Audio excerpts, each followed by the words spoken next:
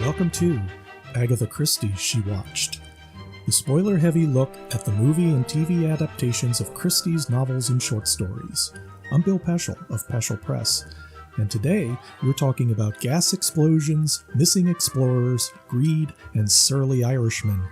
It's Taken at the Flood, the 2006 Poirot episode starring David Suchet as Hercule Poirot. But before we get into it, let me introduce my partner in marriage, as well as crime of the fictional kind, Teresa Peschel. Hello! It's always such a pleasure to be here with you in your office under the stairs.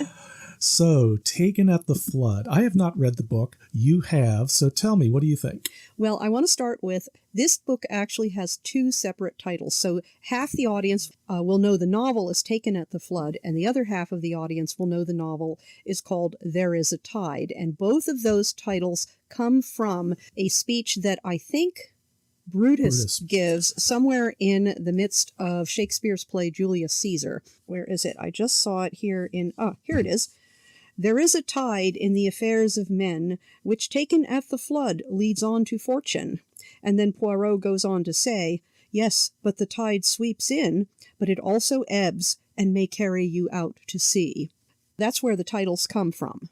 It was a very plot-heavy episode, and I think this is one of those where you would have been better off not having read the novel. Reading the novel makes it a lot clearer, the motivations and the number of people involved. But at the same time, this is one of the few novels where Agatha Christie really tied it into a very specific time period.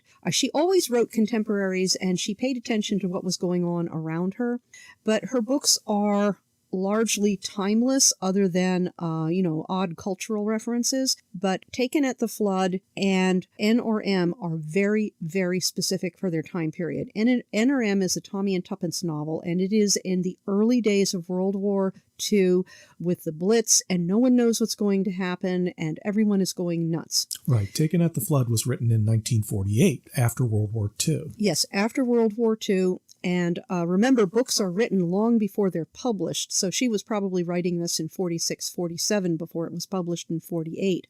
Keep in mind that you had the Great War, which shook up the entire country like a snow globe, but they didn't have any bombings. Not much. They had Zeppelin raids on London, but certainly not to the extent during the Battle of Britain. It was minor, all things considered. And then you had the Roaring Twenties, and then the Great Depression, and then World War II, and it shook up England even more thoroughly, like snow globes had been shaken and shaken and shaken and then smashed. And you're trying to put yourself back together. You've had bombing raids, you have demobilization, you have the returning soldiers, many of them who can't find jobs or they won't find jobs. There's a lot in this particular novel about the men who were wonderful in wartime and they couldn't fit back into a civilian society. You've got rationing and heavy taxation and death duties, and it is very, very much of its time. And the Claude family is under intense pressure because of the death duties, because of taxes, because of rationing, because their whole world has been turned upside down repeatedly. At the same time, the person they depended on the most, Gordon Claude, he had been traveling on war business and he had been overseas, and he had a cruise ship romance, which everyone at the time knew was cruises could be fraught with peril for older gentlemen who were single. And he married a hot young lady from Ireland. She was a widow. She was absolutely delightful and absolutely delicious, and he fell hard, and he brought her back to London, and he was going to introduce her to the family and remake his will to take care of his family. Then 2 days later, before anybody could get to London, because remember, this is in the middle of the war. This is in the middle of the Blitz. A bomb hits the house and kills him, but Rosaline, his new bride of just only a few weeks, his new bride survives. And she gets all the money. To make it worse, the Claudes could have lived with Rosaline, but they cannot tolerate her brother because he is the one with his hands on the purse strings. He controls what Rosaline does and what she doesn't. So when they moved it back to about 1936, we have this wonderful scene with Poirot talking to Major Porter, who is setting out the scene for how he lost his leg. All he did was he was sitting across the park watching the Claude family approach the house, And the reason why he was there is because he knew Rosaline Clode's first husband, Robert Underhay. He knew him in Africa, and he wanted to see who was this girl that Robert Underhay had talked about, whom he apparently had not met. He had heard about her, but he had not met her. Now, why did we have Underhay and the Clode family? We have two different names. No, Underhay was Rosaline's first husband, the one that she was widowed. Oh, right. Okay. Because remember, if he's still alive somewhere, she couldn't legally marry Gordon Clode. Right. As you can tell, I watched the episode with her, but a lot of the plot really didn't hit home. So there's going to be a lot of explanations going on here. So bear with me, please. So, because we've moved back to 1936 or 1937, but anyway, before the war, we've moved back to the war. So, and you get the usual compressions and changes of names, although some of it was really stupid, making Kathy a Clode instead of somebody who married in, which means Lionel is no longer Gordon Clode's brother, things like that. But Major Porter knew Robert Underhay in Africa, but apparently he never met Rosaline. He'd heard about Rosaline, but he'd never met Rosaline. And so he is sitting across the street in the park.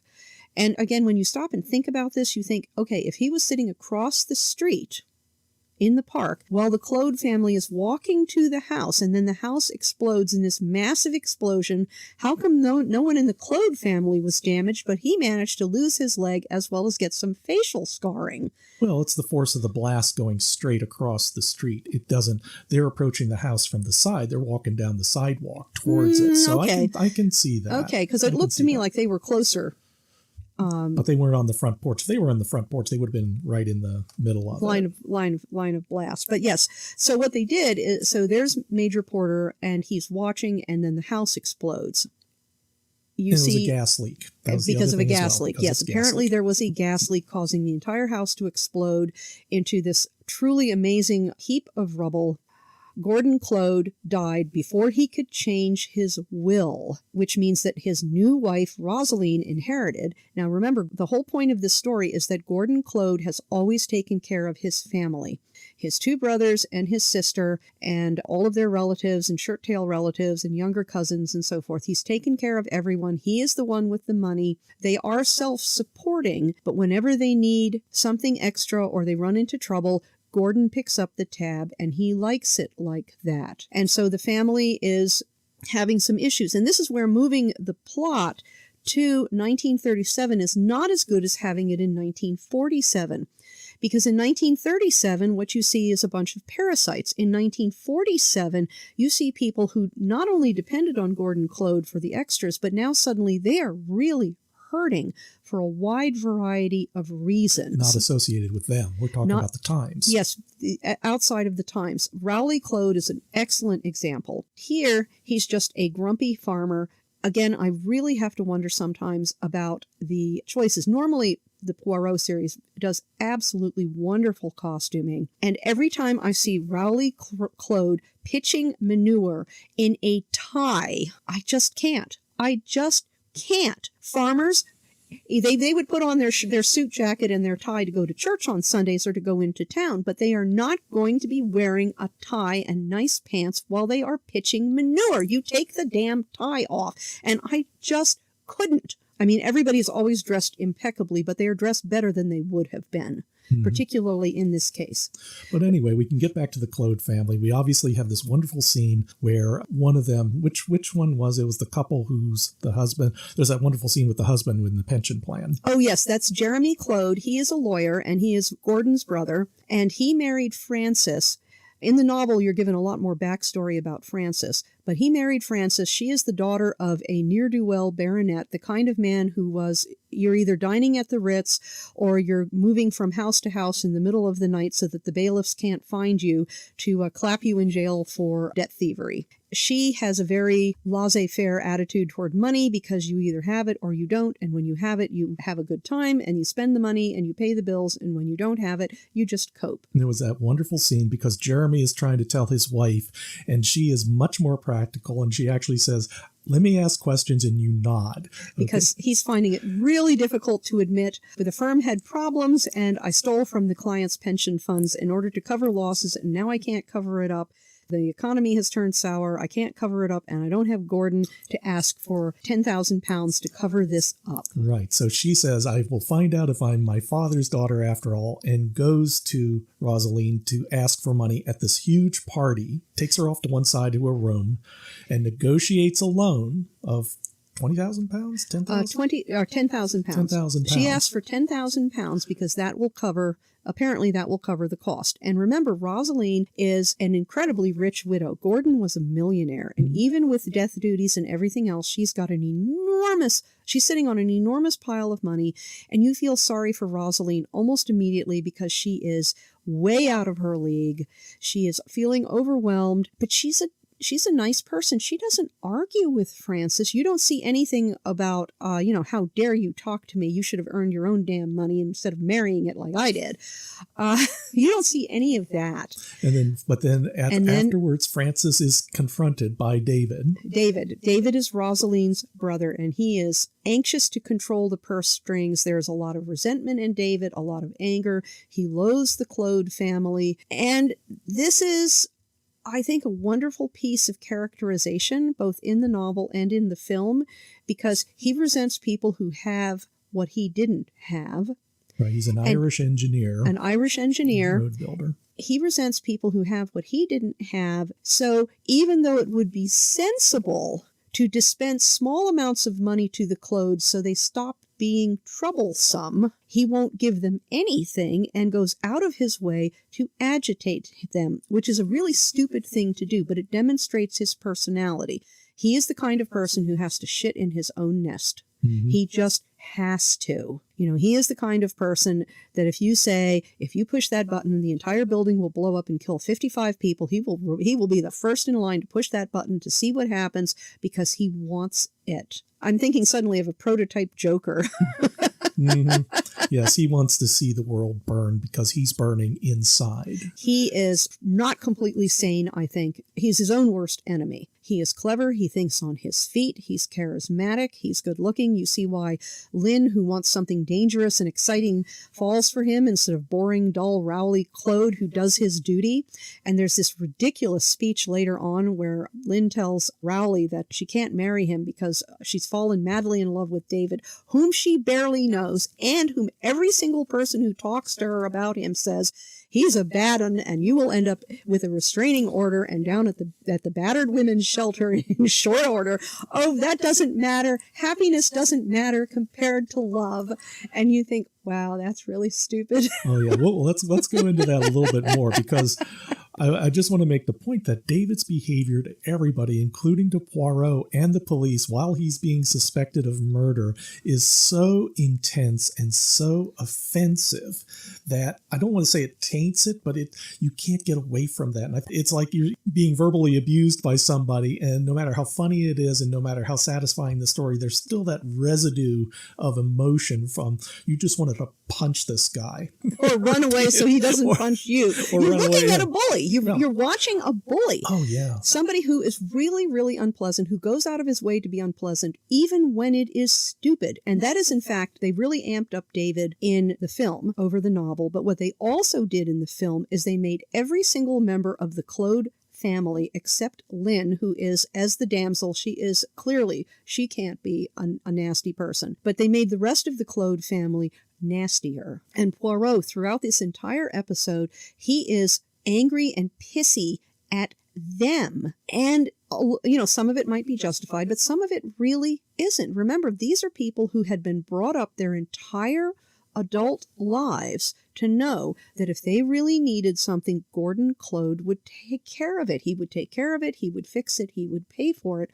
And suddenly everything changed. And then Gordon married this hot young cookie. And then he died so fast that he couldn't change his will. And that meant that Rosaline got all the money and everything that they were counting on, plus losing Gordon. And, again, novels can't tell you everything, but, there's going to be grief, too. A lot of grief on the part of his brothers and sisters, his sisters-in-law, his nieces and nephews, where they look at Gordon and think, he's gone. He died suddenly. And everything that we thought we knew has changed. Let's look at Lynn's story. Now, does it change from the book? Because here she's a missionary coming from Africa, where she's been running this hospital for a couple of years. Oh, yes. Lynn has changed somewhat because originally she was a Wren. Remember, this is set after the end of the war when rationing was at its peak and death duties and taxes and everything else like that. So Lynn was a Wren. She was serving her country. She went around the world.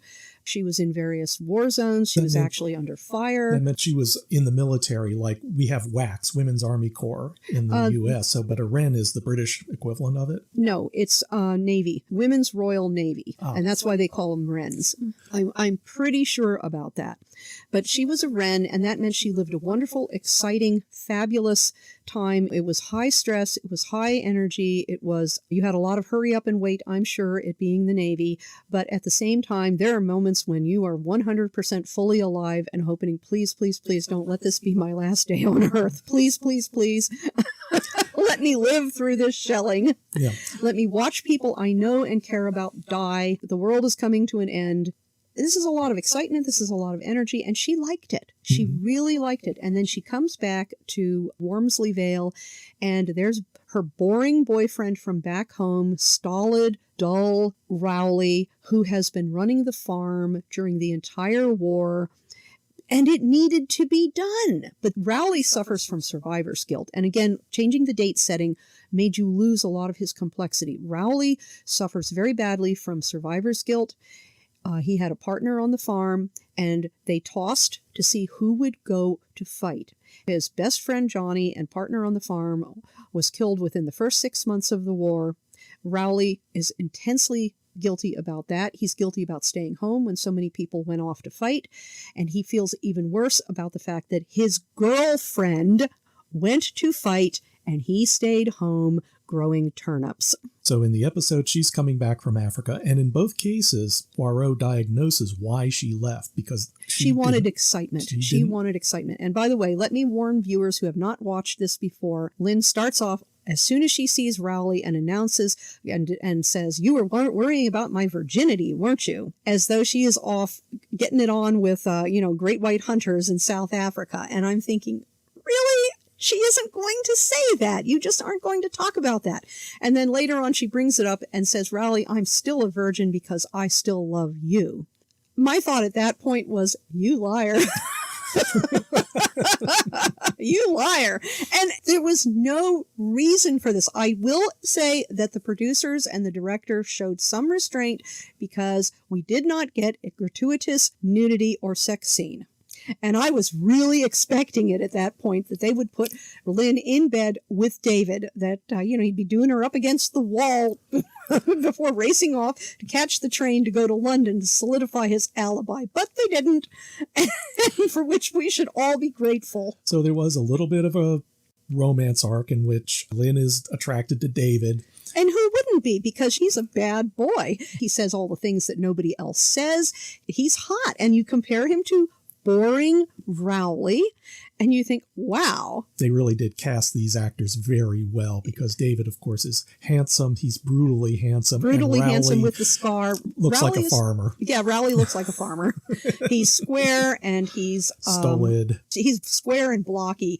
Thinking about Ned Flanders here, if he took off his shirt and we got some non-gratuitous nudity, because when it's of a man, it's never gratuitous.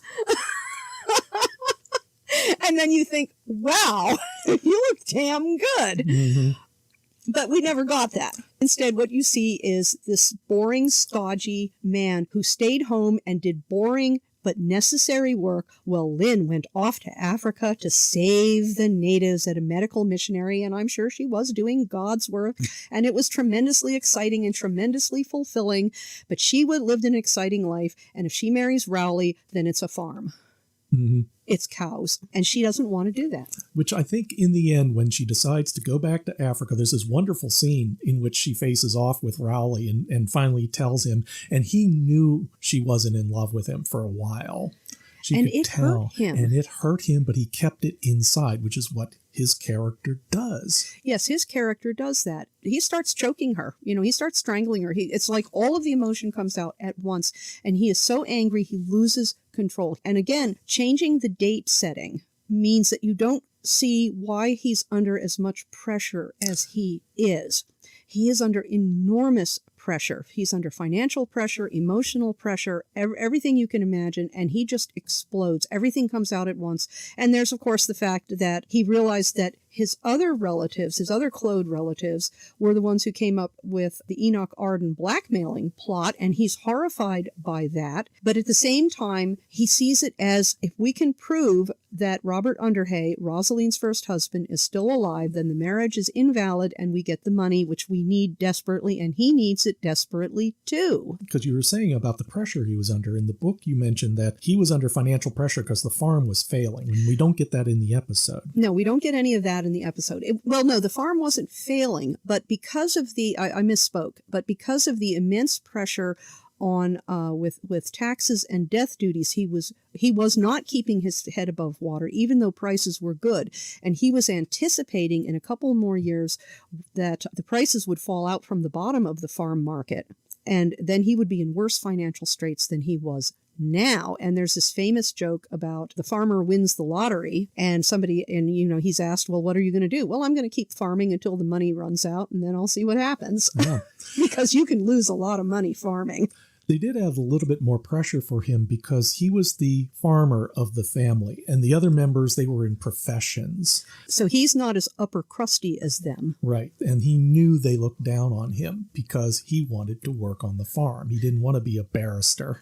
Yeah, he didn't want to be a barrister. That's Jeremy. He didn't want to be a doctor. That is Lionel. He did not want to do that. He didn't want to be a millionaire industrialist. That's Gordon. He wanted to farm. He loved it. He was boring to Lynn. Mm-hmm. This is a movie that was filled with great characters because the large woman in the pub, was that Mrs. Ledbetter? That's Mrs. Ledbetter. She doesn't like foreigners. She likes her routine. She's a vicar's widow. They added a cute little Pekingese dog, which she did not have in the novel, and I think that was a great addition because the dog... Poirot hated Poirot as well. Yes. And you had some very good comic moments between them. Yes. The dog is named Count Bismarck, by the way, and Poirot, who has been at the stag in the past, he knows who Mrs. Ledbetter is, and he knows who that dog is, and the dog knows him. And it's a very cute Pekingese. That's right. But Mrs. Ledbetter doesn't seem to recognize Poirot from the last time because... No, there's no reason for her to know him. But she does pay attention, and she is important because she confirms that Enoch Arden had a woman in his room. She tells the police eventually that Enoch Arden was alive at a particular point, but you find out towards the end that was David Hunter in disguise, making it look like Enoch Arden was still alive so that his alibi was good. We even have to get into a little bit about that because Enoch Arden arrives in town and talks to David and gives him a offer he couldn't refuse. Enoch Arden... earlier in the episode. Enoch Arden shows up first talking to Rowley Claude on the farm. I'm looking for the stag. So Rowley has seen him. And then he goes and checks in at the stag and sends a message to David Hunter, I have something that is of interest to you. And they beat around the bush for a little while. But essentially, Enoch Arden is asking for money from David on the subject of, if you don't pay me off, I will go public with the fact that Rosaline's first husband is still alive and it was a bigamous marriage. Somebody will pay me. Either you can pay me to be quiet, or I will go to the Claudes and they will pay me to jump up and down and make a big fuss. So which do you prefer? Right. And he asked for £20,000, which was huge money in 1937. And in fact, it is twice as much as Francis Claude had asked Rosaline for. For those of you who do not know who Enoch Arden is, they do mention it in the film, and it's of course mentioned in the text. This is from a Tennyson poem about a man who goes off to sea and then he's considered lost at sea, and he comes back some years later and discovers that his wife has remarried his old rival. It's been like 5-10 years. She's remarried his old rival. His rival is raising his son, and they have several more children, and he has to decide, is he going to destroy her life, everyone's life, or is he going to go away? They all thought he was dead. And so he goes off and dies of a broken heart. Agatha chose that name very specifically because she knew that her better read audience would know the story very well because they all knew their Tennyson. And so that's why the name Enoch Arden. It's supposed to give everyone who comes into contact with him, it's an easy way of saying, oh, you are the husband, aren't you? Because why else would you choose that name? Mm-hmm. Right. So Rowley goes and sees Enoch Arden, and then he goes to talk to Jeremy about this because Jeremy is a barrister, and then he sees the picture. It's the woman who runs the pub. She overhears the blackmail scheme. Oh, yes, and yes. she tells Rowley. She tells Rowley. She tells Rowley about it. And Rowley goes to see Jeremy and looks at a picture and then runs off to the pub. Yes, because he has suddenly realized who this man actually is. Because remember, he met him. Mm-hmm. He met him, and he sees this picture, and he realizes that this man, Enoch Arden, is actually a relative of Francis's. He's Francis's older brother, a ne'er-do-well just like their father. And Francis has this lovely little speech about her brother later on in the film to Poirot about how Charles would take a Bentley to test it out on test drive a Bentley and then drive around London. Yes, drive around London, visit various expensive shops, buy things writing checks because everybody takes your check when you pull up in a Bentley. After a few days of this, he'd be staying at the Ritz, and then after a few days of this, he'd have to give the car back, and then he would disappear with his stolen goods, which he would resell to his friends. So all this was the whole Enoch Arden subplot was a plot by the family to get money out of David. But Rowley wasn't involved in this, and this is where Rowley's temper came out, because he was angry at Jeremy and Francis. He knew that they were involved. He may not have known which cloud it was, Jeremy or Francis or both, but he knew that the family was doing this. You don't see this so much in the film, but he kind of likes Rosaline. Mm-hmm. He does kind of like Rosaline. You lose this in the film, but he thought of Rosaline and he thought of the calves he would send to market to be slaughtered. They're cute and they're pathetic, and there's nothing you can do. It has to be done this way. Yeah. So he's very angry, and he confronts Enoch Arden, and we discover later that what happened is, because you find that Enoch Arden is dead, but you discover later what happened is that Rowley punched Enoch Arden because he got a really snotty response in return. He punched him. But he recognized him for who he really is. For who he really was, which was Francis's brother. And he punches Enoch really hard, and he falls into the marble fireplace surround and cracks his skull open.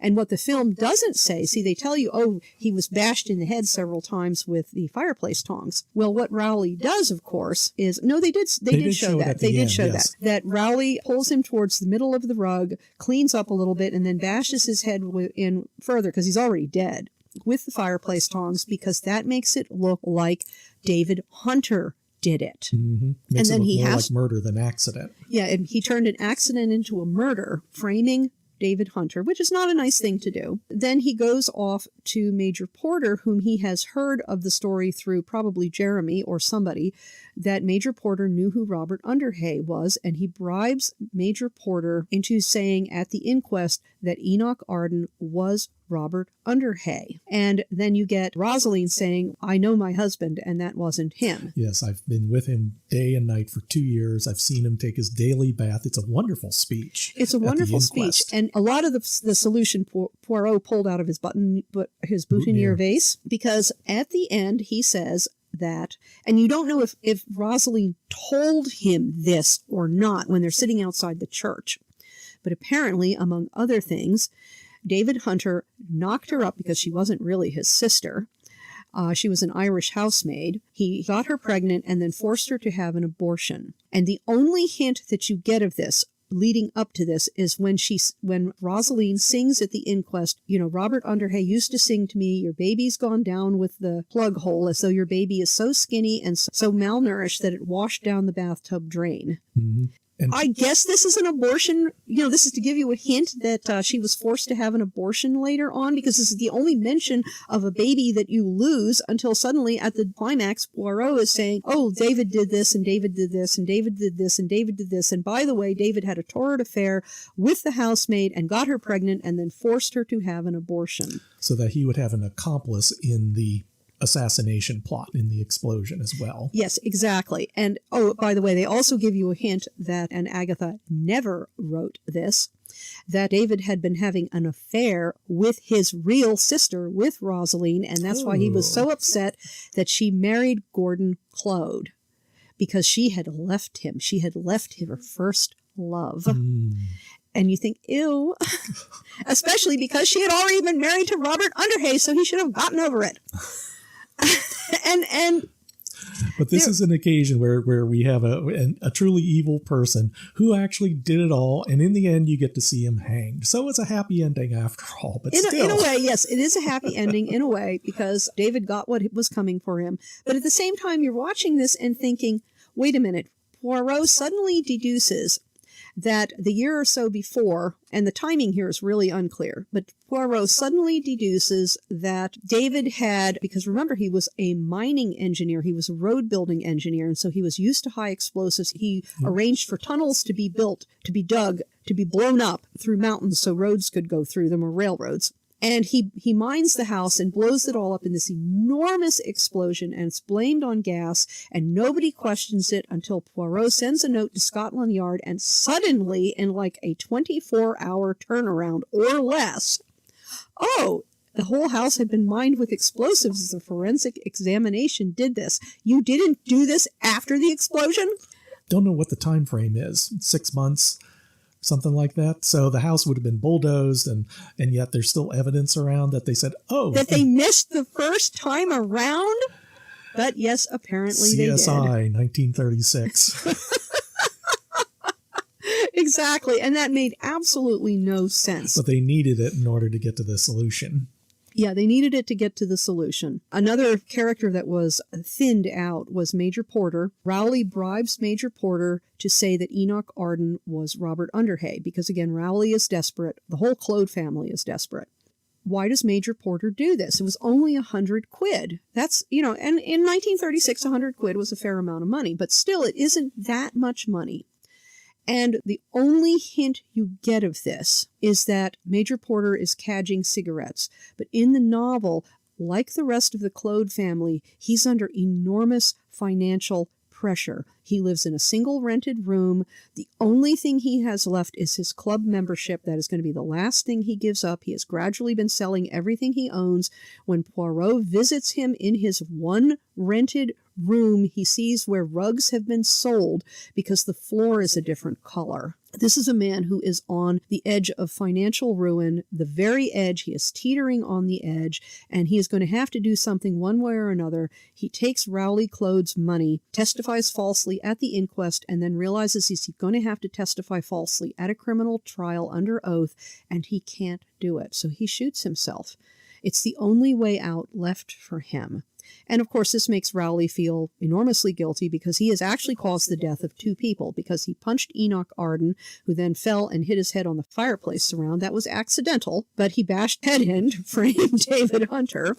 And then he bribed Major Porter to lie, and then Major Porter shoots himself. Rowley feels a lot of guilt. And I feel really sympathetic towards Rowley Clode. I really do. Yeah. Not so much towards Lynn. This was another change in the film, is that Lynn, instead of recognizing what's underneath, that still waters really do run deep in this case, and he's a very passionate man, kept under very tight wraps, she says, I'm going back to Africa. Which I think was all for the best. Which was probably all for the best, because she would have made him very unhappy. Yeah. They would have made each other very unhappy. On the other hand, she's willing to accept a lot of abuse, because if she can accept David Hunter abusing her, she can accept being on a farm in the middle of nowhere for the rest of her life. That's right. That's right. And now, again, because of a change that they made in the film, Rosaline doesn't die. She does die in the novel. She is poisoned by David Hunter. Not for money, but basically so he can escape prosecution. And as Poirot keeps saying throughout, and he does this in the film,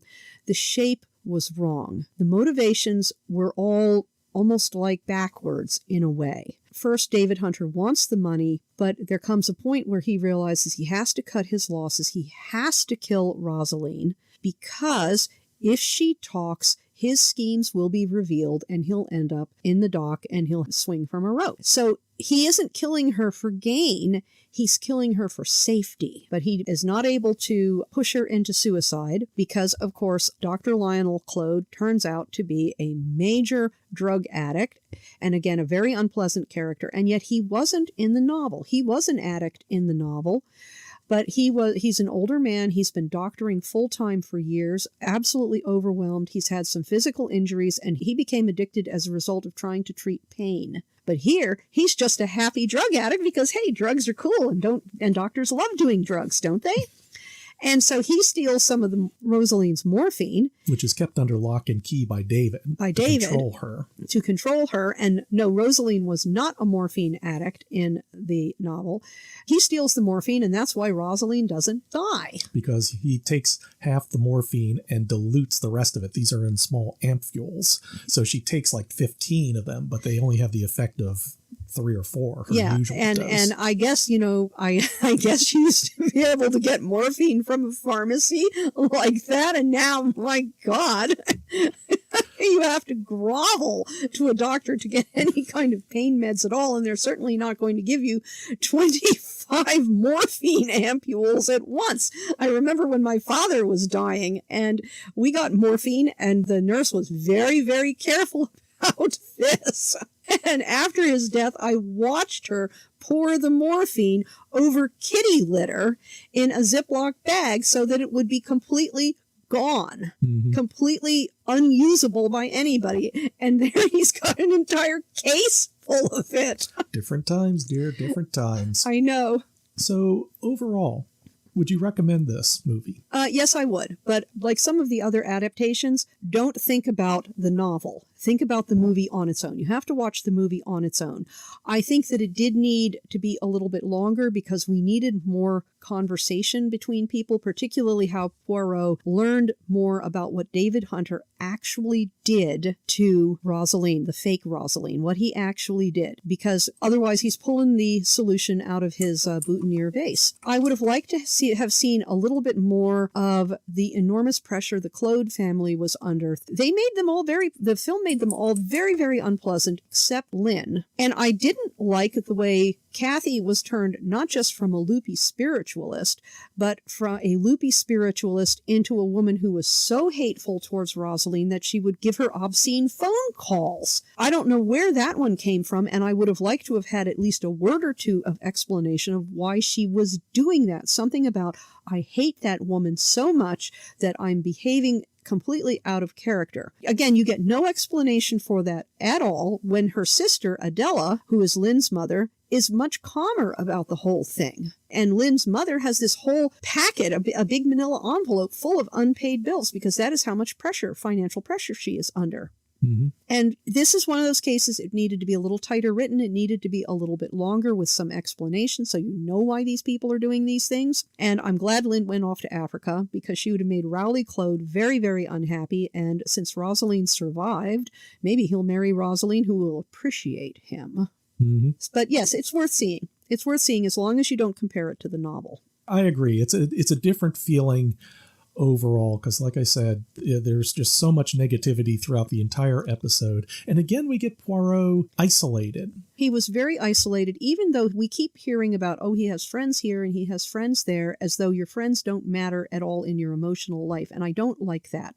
Sometimes I think Hollywood tries to have it both ways. You have to be single and independent and free and not tied down by a spouse and children. You cannot have that at all. You have to have friends who you can walk in and out of their lives, and yet at the same time, if you aren't tied down by a spouse and children, then you're going to be miserable. Pick one. Because in this one, we have Poirot has a relationship with Lynn. Yes.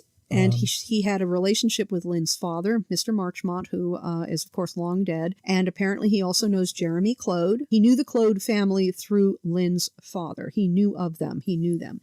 And yet, apparently, those relationships mean nothing. They are completely meaningless relationships. That's why Poirot is so lonely and so isolated, despite the fact that he has a friend in every single town in England. Unlike Miss Marple, who has all her family around her. Yes, Miss Marple, who is a spinster, has 1,000 relatives everywhere. Wherever she needs a relative or a friend, she has one. Poirot is the same. He doesn't have relatives, but he has people he knows, friends he has, every single place imaginable. And yet that is somehow not enough, that he is lonely and isolated. And all I can think of is he's not. Mm-hmm. He's not lonely and isolated. Wherever he goes, people know him. Yeah. But there you are. There you are. Well, we've come to the end of another episode. Thanks for joining us in the little office under the stairs. And if you want to come in next time, we're going to be talking about the 2008 opening of Series 11 for Poirot, Mrs. McGinty's Dead. But before we close, I want to remind everyone that Bill and I are going to be at the Peach Festival in Wyoming, Delaware. That is Saturday, the 6th of August, 2022. So if you are in Central Delaware on Saturday, the 6th of August, 2022, please, if you want to come by and talk about Agatha Christie, our canopy will be in the Sea of Canopies at the Wyoming Peach Festival. Well, you might as well talk to them about Books, which is going to be September 17th. By the time this comes out, it may actually be relevant. Or Bookstore Romance Day. If nothing else, just go to peschelpress.com. We have a list of appearances onto the side, so you can see exactly where we're going to be and when. And then you can ask any questions that I wasn't able to answer. Right. So this is another episode of Agatha Christie. She watched. Not we watched, she watched. Even though we both watched. Even though we know, but you're the star, so it's she watched. And we'll be seeing you at the movies. Bye-bye. Bye.